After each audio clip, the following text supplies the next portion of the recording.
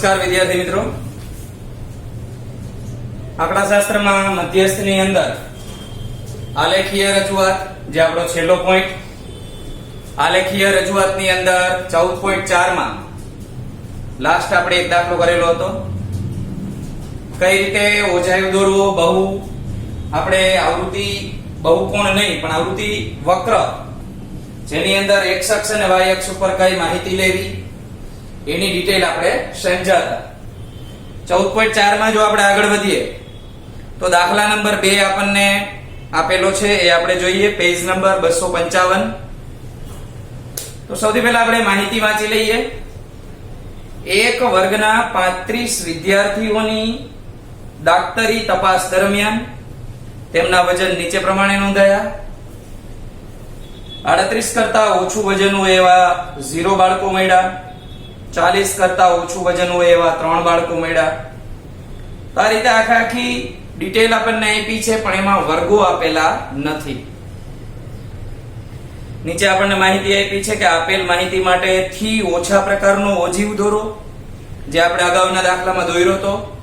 થી ઓછા પ્રકારનો ઓજીવ એટલે નીચેથી ઉપર તરફ આપણે આમ ઓજીવ બને. આ તમારી યાદ શક્તિ માટે કે મગજમાં ઘડીએ ઘડીએ છપાયા રાખે એટલે કહું છું કે થી ઓછા પ્રકારનો નીચેથી ઉપર જશે, થી વધુ પ્રકારનો હોય તો ઉપરથી નીચે તરફ ઓજાય મળે. બીજી ડિટેલ આપણે જોઈએ તો નીચે એવું કીધું છે તેથી વજનનો મધ્યસ્થ મેળવો. ઓજાય દોરી અને આપણે મધ્યસ્થ મેળવવાનો છે. ઉદાહરણમાં આપણે એવી વાત કરી હતી કે બે આલેખ એક સાથે દોરવામાં આવે એટલે કે થી ઓછા અને થી વધુ પ્રકારનો આલેખ બંને એકબીજાને છેદે, x જેવી નિશાની બનાવે, ત્યાં આગળ આપણે વાત કરી હતી કે મધ્યસ્થ મળે. પણ અહીંયા આગળ આપણને માત્ર થી ઓછા પ્રકારનો ઓજીવ કીધો છે અને મધ્યસ્થ મેળવવાની વાત છે. આલેખ પરથી આ મેળવેલા પરિણામને સૂત્રનો ઉપયોગ કરીને ચકાસો. તો આ વસ્તુ છે, સૂત્રનો ઉપયોગ કરી અને પણ આપણે ચકાસવાનું છે કે મધ્યસ્થ કેટલો મળે છે અને આલેખની મદદથી પણ આપણે મધ્યસ્થ શોધવાનો છે. તો સૌથી પહેલા બે માહિતી આપી છે. આ બે માહિતી મેં અહીંયા લખી નાખી છે. એના ઉપરથી આપણે વર્ગો બનાવવા પડશે. વર્ગો પછી fi બનાવવો પડશે એટલે કે આપણી આવૃત્તિ, અને ત્યાર પછી ક્રમયુક્ત જોડ જે આપણી સરળતા માટે હું તમને બનાવી દઉં છું, ફરજિયાત નથી. યાદ રહેતું હોય તો તમે એમને પણ કરી શકો. તો 38 થી ઓછું એટલે 2 નો ગેપ છે. તો 38 થી 2 ઓછા જાય તો 36 મળે. તો પહેલો વર્ગ આપણને મળશે 36 થી 38.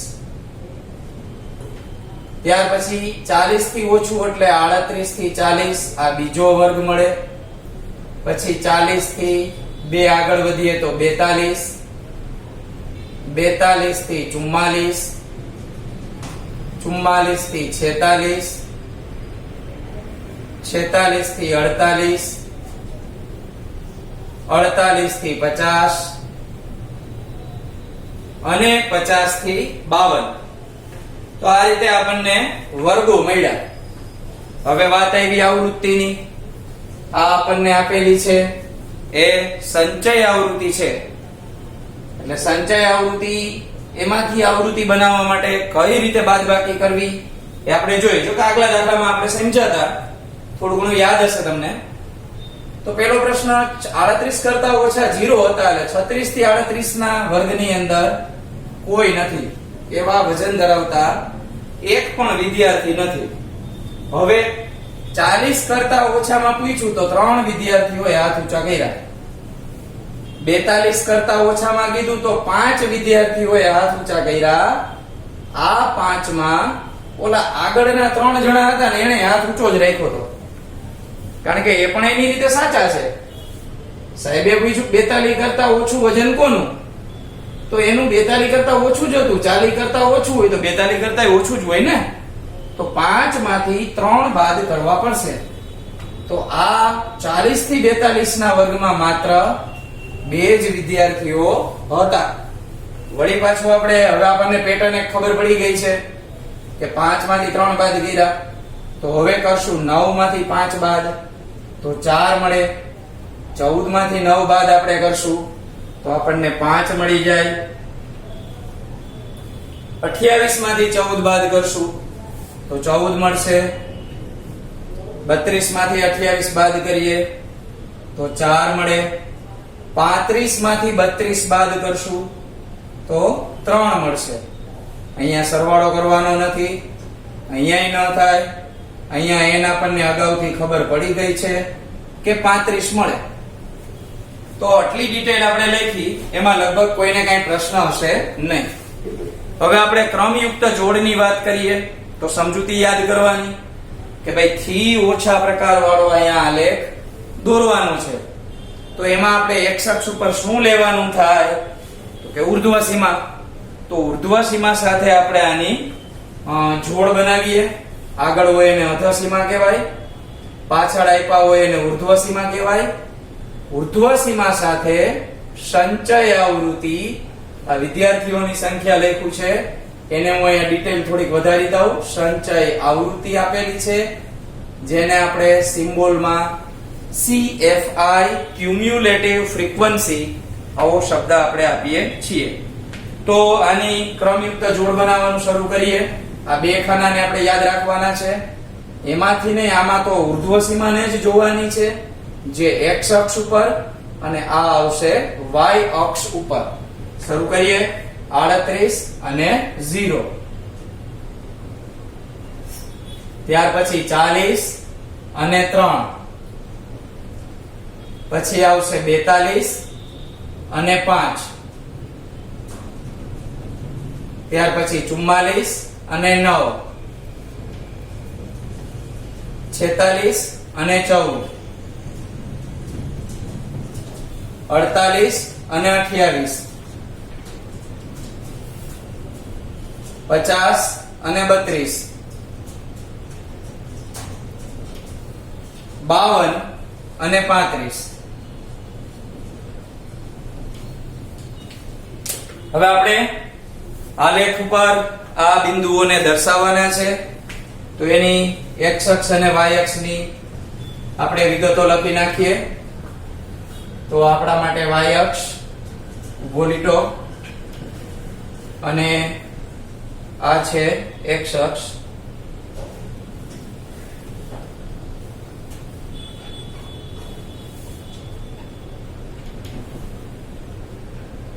આ y અક્ષ, આ ઉગમ બિંદુ 0 અને y ડેશ. થી ઓછા પ્રકારનો આલેખ બનાવીએ છીએ અને થી ઓછા પ્રકારનો આલેખ આપણે બનાવીએ છીએ એટલે આપણે નીચે ઉર્ધ્વ સીમાની અંદર શરૂઆત થશે 38 થી. બબ્બે નો ગેપ રાખવાનો છે. તો 38 થી આગલા એ બધા ક્યાં ગયા? તો એના માટે તો આપણે કીધું તું ખાંચો બનાવી નાખવાનો. અહીંયા જરાક અમથો આપણે ખાંચો બનાવી નાખીએ એટલે આપણું કામ આગળ વધે. હવે અહીંયા ઉર્ધ્વ સીમાઓ લખવાની છે. આ લખી નાખીએ ઉર્ધ્વ સીમાઓ. એ પહેલા લખી નાખીએ 38, 40, 42. ન સમજાય તો અહીંથી જ જોઈતું જવાનું, 52 સુધી જવાનું છે. 42 પછી 44, 46, 48, 50, 52. તો અહીંયા સુધીની આપણે ડિટેલ આખી x અક્ષ ઉપર લખી નાખી. y અક્ષની વાત કરીએ તો 0 થી જ શરૂ થાય છે અને છેક 35 સુધી આગળ વધાય છે. તો 35 સુધી તો 5 5 નો ગેપ જ આપણા માટે યોગ્ય છે. તો અહીંયા 0 પછી પહેલા લખશું 5, 10, 15, 20, 25, 30 અને 35 જે આપણો લાસ્ટ નંબર છે. અહીંયા આપણે લખી નાખીએ કે આપણે y અક્ષ ઉપર સંચય આવૃત્તિ દર્શાવેલી છે. સ્કેલ માપની વાત આવી એ પણ લખી નાખીએ. સ્કેલ માપ એટલે પ્રમાણ માપ. તો પ્રમાણ માપ આપણે કેટલું કેટલું લીધું છે જોઈ લઈ. તો કે x અક્ષ ઉપર 1 સેન્ટીમીટર એના બરાબર તમે 2 નો ગેપ રાખ્યો છે. હવે આ 2 નો ગેપ આપ્યો છે એ છે કિલોગ્રામમાં, તો 1 સેમી બરાબર 2 કિગ્રા.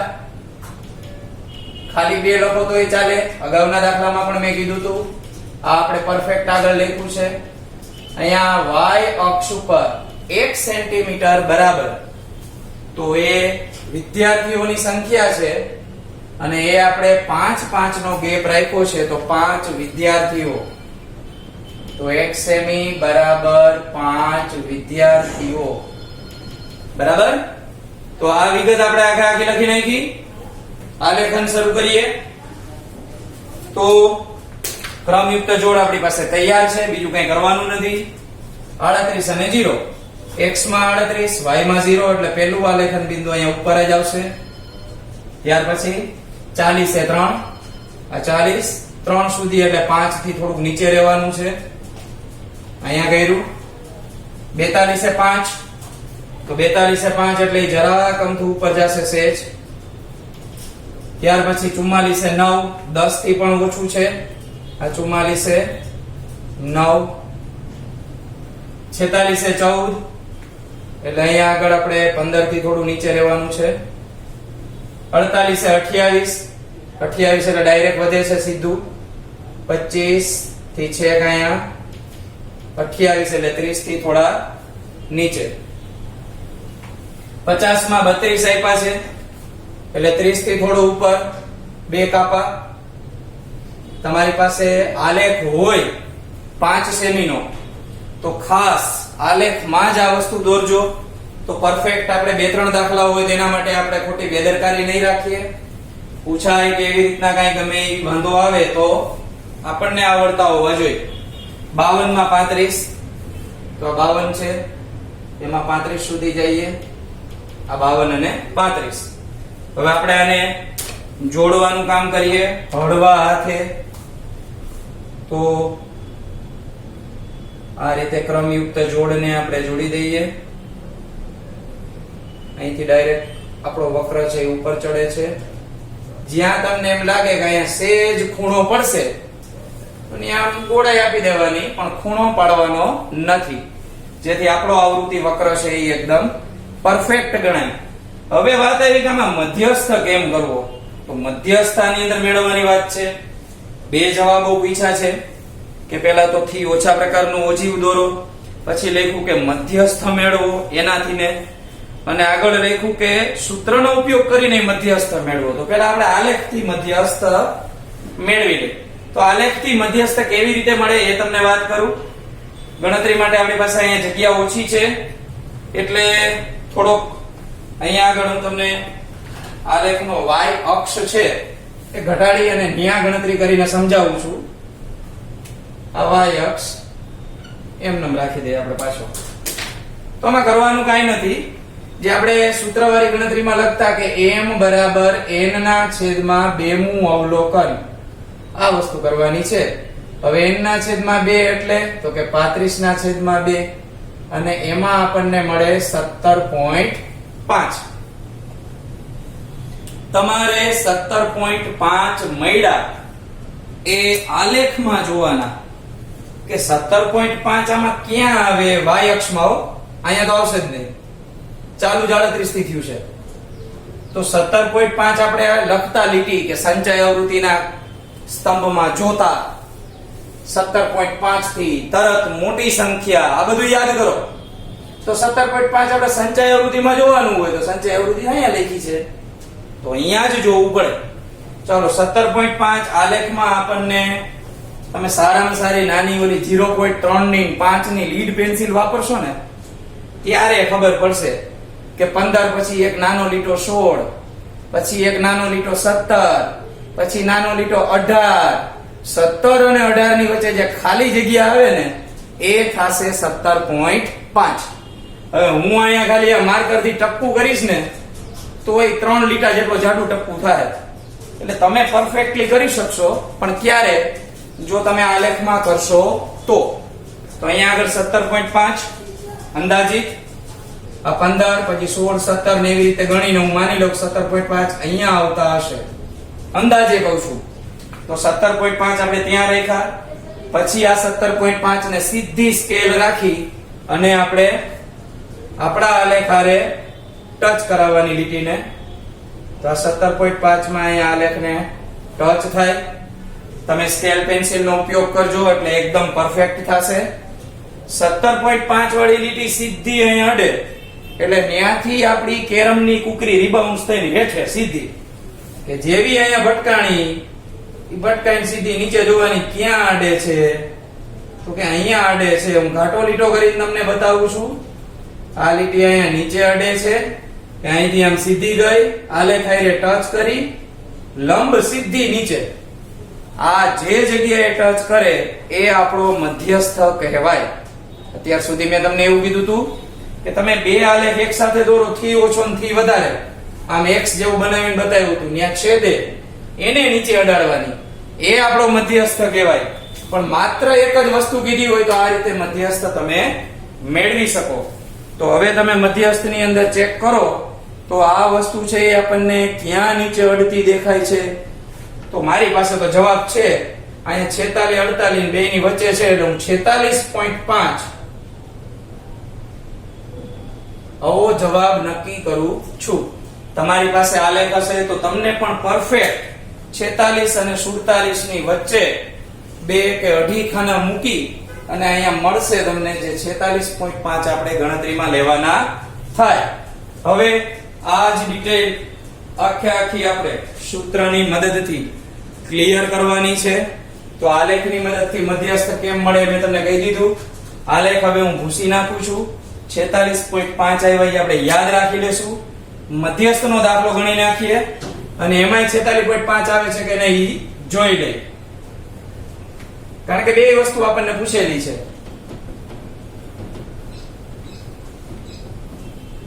ચાલો તો મધ્યસ્થના દાખલા માટે આપણે આ તો કરવાનું જ હોય, તો એ તો મેં એમનેમ રાખ્યું. હવે સંચય આવૃત્તિના સ્તંભમાં જોતા એ વસ્તુ લખી નાખીએ. તો સંચય આવૃત્તિના સ્તંભમાં જોતા 17.5 થી તરત મોટી સંખ્યા, સંચય આવૃત્તિ હાઇલાઇટ કરી દીધી છે. આ સંચય આવૃત્તિના ખાનામાં 17.5 થી તરત મોટી સંખ્યા આપણને કઈ મળે 28 છે,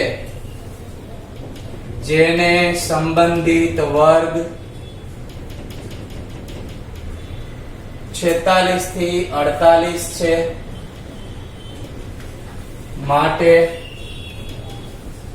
મધ્યસ્થ વર્ગ બરાબર 46 થી 48. હવે આ 46 થી 48 મળ્યા એને બ્લોક કરી દેવાના. આપણે હાઇલાઇટ કરીએ છીએ એ. તો આ 46 48 આટલી જ જરૂર છે, કારણ કે મધ્યસ્થના દાખલામાં 3 જ ખાના હોય. આ તો બધું આપણી આલેખ માટે દોરેલું હતું. તો હવે આની અંદર ડિટેલ લખી નાખીએ. સૂત્રમાં જરૂરી છે તે. તો અહીં L બરાબર 46, n/2 બરાબર 17.5, CF બરાબર બ્લોક કરેલું હોય એનાથી ઉપરનું. આપણે કઈક આડાવડું કર્યું લાગે છે. આ જે કેપ્સ્યુલ બનાવી ને એ નીચેનામાં દોરવાની હતી અને આપણે ઉપરનામાં દોરી નાખી 44 થી 46 માં. હમણાં ભૂલ થઈ જાય પણ આયેલું પકડાઈ ગઈ. હા ચાલો કાઈ વાંધો નહીં, અગાઉ મળી ગઈ એટલે બહુ સારું કહેવાય. 46 થી 48 માં હવે મારે સંચય આવૃત્તિ ઉપરની લેવાની છે. એ આવશે 14. એક આપણે બ્લોક કરેલા ખાનામાંથી એ આવશે 14. બંને હરખા મળ્યા, કાઈ વાંધો નહીં. h આપણને બબે નો ગેપ આપ્યો છે એટલે h બરાબર 2. સૂત્ર લખું છું.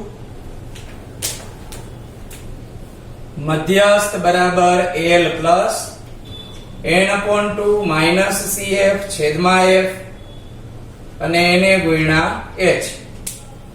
સૂત્રની અંદર કિંમત મૂકીએ આપણે. L એટલે આપણી પાસે છે 46, અહીંયા પ્લસ n/2 એટલે 17.5, CF એટલે 14, છેદમાં પણ 14 અને અહીંયા મલ્ટીપ્લાયમાં 2.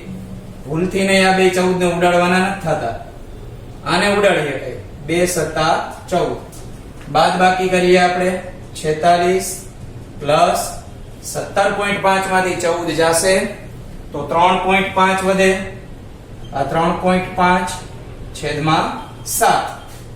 પોઈન્ટ છે એને થોડીક વાર પૂરતા ભૂલી જાઓ તો ખાલી 35 વધે તો 7 પંચા 35 થાય, તો અહીંયા 5 લખ્યા. હવે ઓલા ભૂલી ગયેલા પોઈન્ટ ને પાછા યાદ કરો તો એમાં એમ લખ્યું છેલ્લેથી એક પછી પોઈન્ટ, તો આને છેલ્લેથી એક પછી પોઈન્ટ આપો તો 0.5 આવે અને આને 46.5 ઉમેરી દઈએ તો મધ્યસ્થનો જવાબ 46.5 આપણને મળે. તો 46.5 એ જ આપણે મધ્યસ્થનો જવાબ આલેખની રીતમાં પણ લીધેલો હતો અને આ સૂત્રની રીતમાં પણ લીધો. ક્યારેક એવું બને બે વસ્તુ આની જેમ ભેગી પૂછે તો પેલા ગણતરી કરી લેવાય, એટલે 46.5 આવે ને એને આલેખની અંદર એક્ઝેક્ટ ન ખબર પડતી હોય તો 46.5 તમે સીધા લખી શકો, પણ પેલા આપણે આલેખની રીત કરી હોય તો આ રીતે આપણે થી ઓછા વાળા દાખલાની મદદથી માહિતી ઉપરથી આપણે મધ્યસ્થની ગણતરી શીખ્યા.